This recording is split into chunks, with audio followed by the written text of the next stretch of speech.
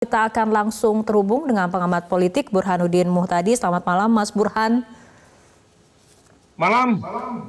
Ya, Mas Burhan, teka-teki mengenai siapa pendamping Prabowo Subianto dalam Pilpres 2024 malam ini terpecahkan, nama Gibran dipilih sebagai bacawa pres oleh Prabowo. Komentar Anda? Sebenarnya tidak terlalu mengejutkan. Gibran akhirnya diumumkan sebagai cawapres Pak Prabowo karena tondo-tondonya sudah sedemikian berlimpah. Mulai dari pengumuman Gibran sebagai cawapres Partai Golkar, dan kita tahu Partai Golkar adalah pemilik kursi terbesar di parlemen di antara partai-partai pendukung Prabowo sebagai capres.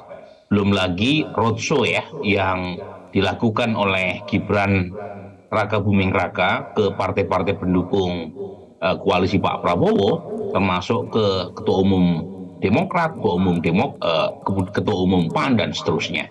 Jadi saya tidak kaget, ya, sama sekali tidak kaget. Bahkan sejak MK mengabulkan sebagian gugatan uji materi berkaitan dengan batas usia minimum tetap 40 tahun, tetapi membuka ruang bagi kepala daerah, termasuk Gibran yang berusia di bawah 40 tahun, gitu ya. Menurut saya itu sudah lebih dari cukup untuk mengatakan Gibran berada di race pertama ya dalam perebutan cawapres Pak Prabowo. Jadi sama sekali tidak mengejutkan. Sekarang justru yang menjadi PR buat Pak Prabowo dan timnya adalah memastikan tiket Prabowo Gibran sebagai winning ticket, ya, bukan losing ticket. Nah itu PR yang saya kira tidak mudah. Oke, keberadaan ataupun kehadiran Gibran secara elektabilitas untuk Prabowo seperti apa? Apakah Gibran akan bisa mendongkrak elektabilitas dari seorang Prabowo Subianto atau menjadi liability bagi seorang Prabowo Subianto menurut Anda?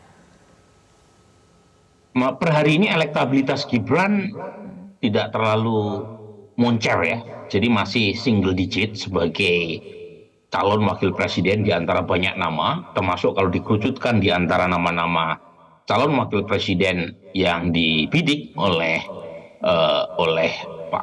Pak Prabowo, Gibran juga masih jauh di bawah Erick Thohir ya.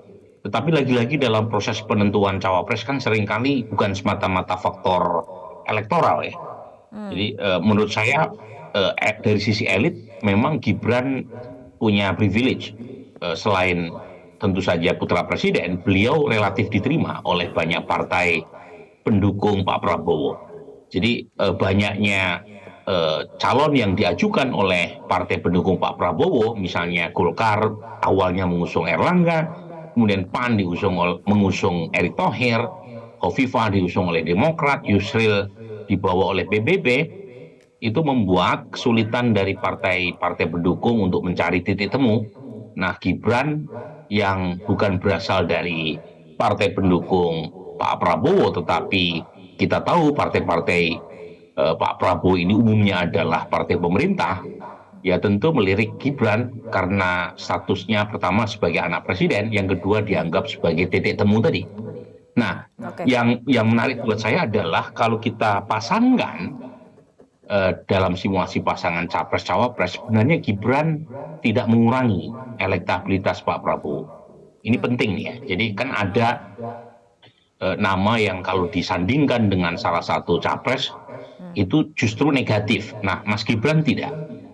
Memang dibanding Erick lebih kontributif, ya, menambah kurang lebih 2% dibanding suara Pak Prabowo secara perseorangan.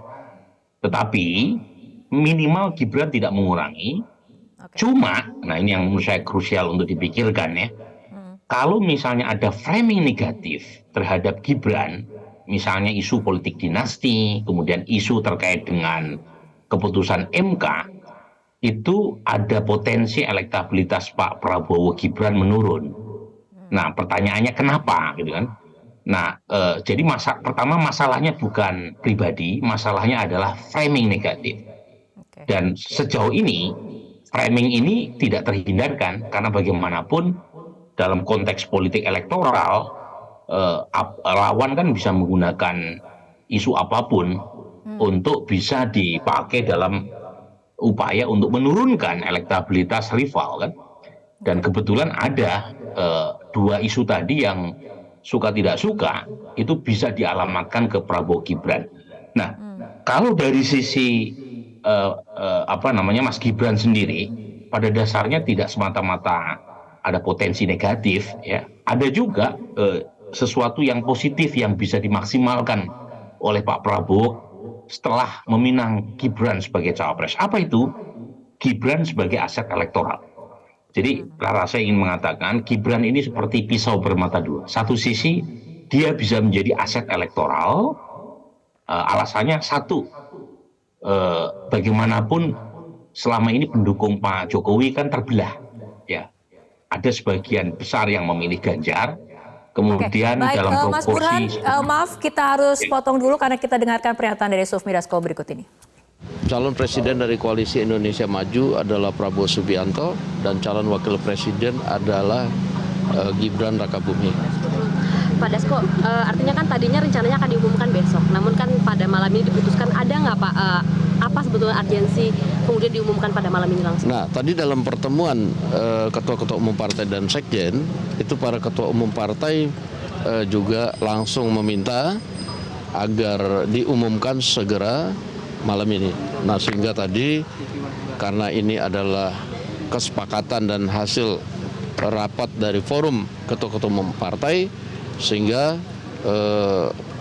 deklarasi yang tadinya akan digelar pada besok hari itu pengumumannya langsung diumumkan atau dideklarasikan barusan tadi. Itu juga dalam rangka karena banyaknya juga keingintahuan dari selain kader-kader partai politik pengusung Koalisi Indonesia Maju, juga banyak sekali pertanyaan dari masyarakat mengenai calon wakil presiden dan wakil presiden dari Koalisi Indonesia Maju. Nah, sehingga tadi seperti kita ketahui bersama-sama bahwa telah selesai tadi diumumkan calon presiden dan wakil presiden dari Koalisi Indonesia Maju, yaitu Prabowo Subianto dan Gibran Rakabuming Raka. Demikian. Agenda selanjutnya apa, Pak? Kenapa? Besok akan tetap deklarasi? Iya, karena tadi sudah diumumkan, kemungkinan besok hanya ada agenda tunggal, yaitu Rapimnas dari Partai Gerindra. Alasan Gibran nggak hadir, Bang? Gibran masih jadi kader PDIP dan tadi pagi Puan juga mengatakan kalau belum ada surat resign sebagai kader PDIP Mas Gibran. Kalau dari Gibran tidak hadir, bagaimana menanggapi hal tersebut? Yang pertama, malam ini adalah rapat ketua-ketua umum partai Koalisi Indonesia Maju. Nah, sehingga yang hadir adalah para ketua umum dan sekjen partai Koalisi Indonesia Maju.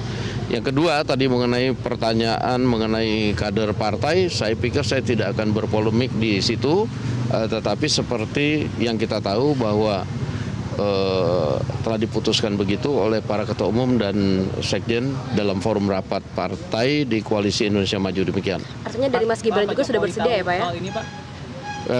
Tadi Mas Gibran sudah safari dari kemarin ke ketua-ketua umum Partai Koalisi Indonesia Maju, sehingga dari hasil rapat tanggal 13 Oktober dan juga menindaklanjuti hasil safari Mas Gibran Rakabuming Raka, tadi telah diambil kesepakatan calon presiden dan wakil presiden dari Koalisi Indonesia Maju seperti yang tadi telah diumumkan. Agenda selanjutnya, Pak, terkait dengan pendaftaran ke KPU pada hari Rabu. Agenda selanjutnya adalah pada hari Rabu kita akan melakukan pendaftaran di KPU.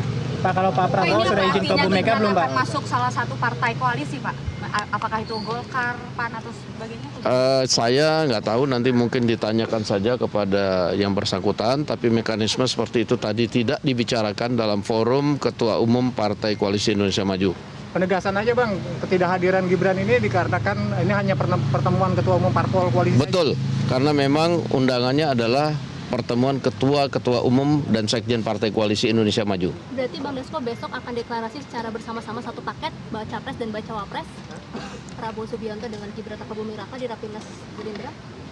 Agenda Rapimnasnya saya belum lihat rundownnya seperti apa, tapi kalau pengumuman resmi yaitu tadi dari Koalisi Indonesia Maju sudah mengumumkan calon presiden wakil presiden. Pak, kalau Pak Prabowo udah izin ke Bu Mega belum, Pak, soal Gibran ini, Pak?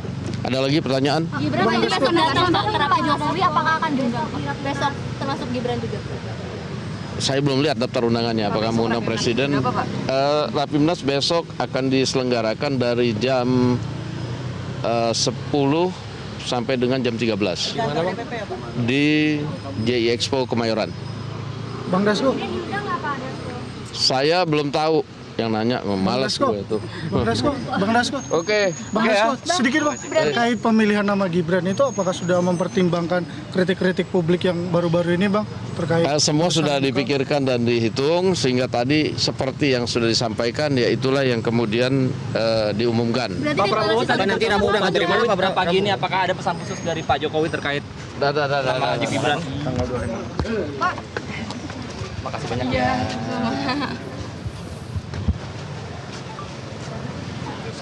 Mas Burhan, kita kembali berbincang dengan Burhanuddin Muhtadi. Mas Burhan, tadi kita mungkin sudah dengarkan sama-sama pernyataan dari Pak Sufmi Dasko Ahmad, Ketua Harian DPP Partai Gerindra.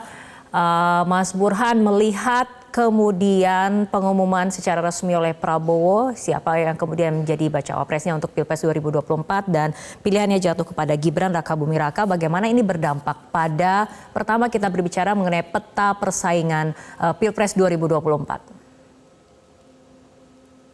Ya, tadi saya sebut ya bahwa Gibran seperti pisau bermata dua. Tergantung apakah akhirnya sisi positif yaitu Gibran sebagai aset elektoral yang muncul ataukah sisi negatif Gibran sebagai electoral liability. Nah, sebagai aset elektoral Gibran punya potensi untuk menambah suara Pak Prabowo terutama untuk menggerus basis Ganjar Pranowo di wilayah-wilayah basis pendukung Ganjar dan PD Perjuangan karena ada irisan antara pendukung PD Perjuangan, Ganjar dan Pak Jokowi. Kita tahu Pak Jokowi berasal dari kandang banteng dan kalau misalnya pemilih di basis-basis Presiden Jokowi itu melirik Pak Prabowo karena ada putranya beliau yaitu Gibran sebagai cawapresnya, maka basis-basis Ganjar potensial akan tergerus. Ya. Tetapi ada sisi negatif juga yang harus diantisipasi. Kalau misalnya pemilih lama Pak Prabowo itu ada sekitar 56% survei awal Oktober saya, yaitu mereka yang memilih Pak Prabowo 2019 dan ketika survei dilakukan awal Oktober masih berkeinginan memilih Pak Prabowo, itu sebagian diantaranya kan karakteristiknya itu cenderung tidak puas terhadap kinerja Pak Jokowi. Jadi cenderung antipati. Mas Burhan, Nah, kalau misalnya saya mereka akan harus kembali potong perbincangannya karena kita akan dengarkan pernyataan dari Ketumpan. Jam 10 berangkat pendaftaran. Udah jelas ya?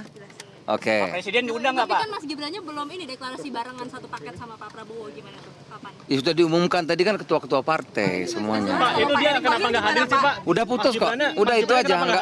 Enggak pakai kenapa lagi. Ya. Yuk, makasih. Kenapa nggak hadir Pak? Kapan Mas Gibran akan muncul? Ya nanti waktu daftar dong. Iya ya. Pertimbangannya apa sih Yuk. Pak Zulhas? Hah? Kenapa akhirnya Mas Gibran yang dipilih gitu? Tadi ketua umum partai kan semua ketua. Pak Zulhas Pertimbangan memilih Yuk, oke. Yuk, makasih. Yuk. Mas Gibran akan gabung dengan partai sesuatu. Ini siapa lagi nih?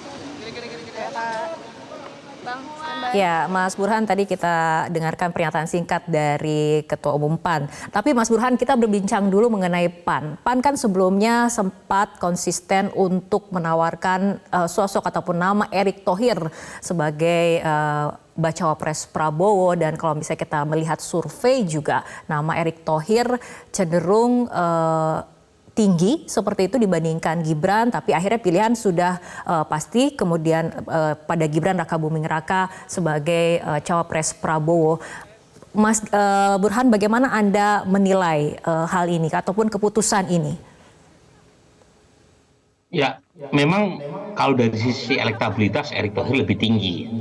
Ya. Tetapi lagi-lagi dalam pengambilan keputusan PAN tidak bisa mencalonkan Erick Thohir sendiri karena suara PAN tidak mencapai syarat cukup ya untuk mencapai presidensial threshold. Jadi sangat bergantung pada kesepakatan partai-partai pendukung yang lain. Terutama memang ada kabar bahwa Erick Thohir resistensi politiknya besar di kalangan politisi Golkar. Nah ini saya kira penyebab utama ya, mengapa Erick Thohir yang punya elektabilitas tinggi itu relatif kurang diterima oleh Partai Golkar, dan itu mengakibatkan Erick gagal menjadi cawapres. Raka Buming Raka, dan tentunya setelah ini kita ingin mempersiapkan untuk pendaftaran ke KPU. Berarti langsung besok ke KPU, Pak?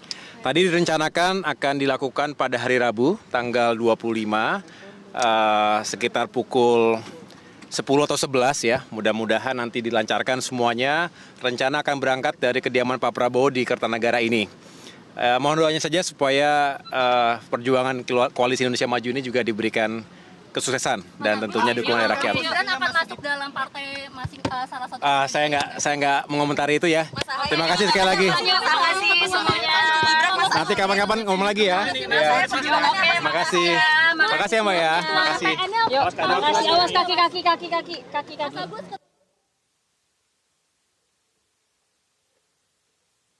Mana mobil kita ini, mana ini?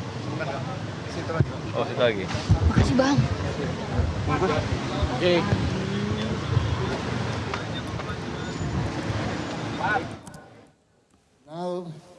Secara konsensus seluruhnya sepakat mengusung Prabowo Subianto sebagai calon presiden Koalisi Indonesia Maju untuk 2024-2029 dan saudara Gibran Raka Buming Raka sebagai calon wakil presiden dari Koalisi Indonesia Maju. Saya kira itu pengumuman yang saudara tunggu-tunggu. Ini sekaligus adalah deklarasi yang kita sampaikan ke masyarakat umum, dan pada tanggal 25 hari Rabu kita akan daftar di KPU. Demikian, terima kasih. Selesai. Ya. Ya, terima kasih. Ya, saya kira tidak perlu ada pertanyaan lagi. Ini keputusan aklamasi bulat. Jangan saya turun ya. Ya, siap. Mendingan turun. Jangan Pak, jangan turun Pak. Tadi belum kita bicarakan. Tadi cuma memutuskan soal cawapresnya aja gitu. Jadi kapan susunan TPN? Tunggu aja lah. Santai insya Allah. Tunggu aja lah, kan pasti akan ikut waktu waktu pendaftaran ke KPU nanti insya Allah. Pak, lihat kesini dong. Oke ya. Doain ya. Apa? Tunggulah. Biar capresnya yang ngumumin langsung. Ya. Thank you ya. Yuk. Awas kaki belakang, siapa belakang. Makasih ya Pak.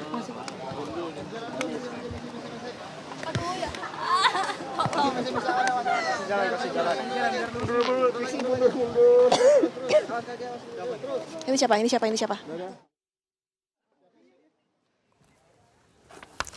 Oke, Mas Burhan, kita kembali berdiskusi mengenai kemudian dinamika politik yang terjadi malam hari ini. Tadi Mas Burhan mengatakan tidak terkejut ya Mas Burhan dengan nama Gibran yang dipilih sebagai bacawa pres Prabowo. Tadi Mas Burhan juga berbicara mengenai faktor akseptabilitas di antara parpol-parpol di Koalisi Indonesia Maju. Seperti itu ya Mas Burhan? Iya betul, jadi faktor elit penting karena dalam keputusan siapa yang menjadi cawapres Pak Prabowo harus disepakati oleh partai-partai pendukung, dan Gibran langsung menempati opsi paling prioritas karena beliau putra presiden yang bisa diterima oleh semua partai pendukung Pak Prabowo. Jadi ibarat kata gitu ya, Gibran seperti merusak pasaran para bakal cawapres Pak Prabowo, karena setelah munculnya nama Gibran sebagai opsi, itu nama-nama yang sebelumnya muncul hilang semua itu dari peredarannya. Erlangga Hartarto yang notabene Ketua Umum Partai Golkar pun mencawapreskan Gibran. Kemudian Erick Thohir, kemudian Hovifah Indar Parawansa, Yusril Iza Mahendra ya, dengan segala rekam jejak dan karir serta pengalamannya, ya kalah sama Gibran, meskipun Gibran baru 3 tahun sebagai wali kota. Jadi memang inilah politik ya. Sekarang pertanyaannya adalah apakah kesepakatan elit yang begitu mudah diambil di tingkat para pengambil kebijakan di partai pendukung Pak Prabowo itu bisa diterima dan dipilih oleh pemilih atau tidak. Karena yang menentukan hasil akhir Pilpres ini bukan para ketua umum partai. Yang menentukan adalah rakyat. Nah, kalau rakyat bisa memilih kesepakatan elit tadi, ya tentu akan berbuah pada kemenangan. Tetapi kalau kesepakatan elit hanya berhenti di tataran elit, tetapi basis massa partai yang bersangkutan, termasuk warga biasa tidak menerima, semulus apapun proses pengambilan keputusan di tingkat elit, itu akan mengalami kesulitan ketika dieksekusi di lapangan. Jadi ini semua ini jadi awal dari perjuangan partai pendukung Pak Prabowo untuk memenangkan Prabowo Gibran. Jadi bukan akhir ya, tetapi justru awal. Dan awal dari perjuangan itu tidak mudah.